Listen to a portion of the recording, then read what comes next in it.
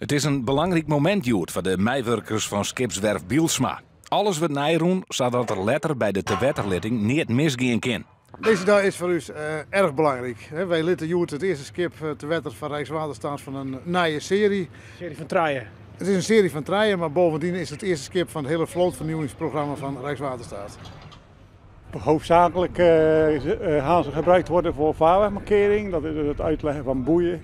Maar ook andere functies zijn mogelijk, zoals meten van de zeebodem of andere zaken die wij er wel mee doen.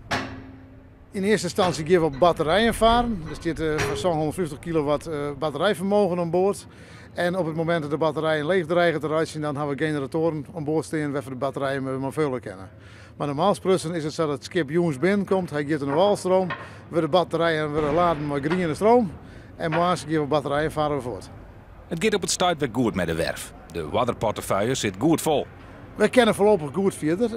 Wij hebben deze drie skip in opdracht en ondertussen zijn wij in gesprek met een partner of een collega van u, werd van een aantal scheepsdelen van mij gaan en voor de rest ben we van naar eigen opdrachten. Dan het moment dat het om gaat. Het teweterlitten van de Merwestroom.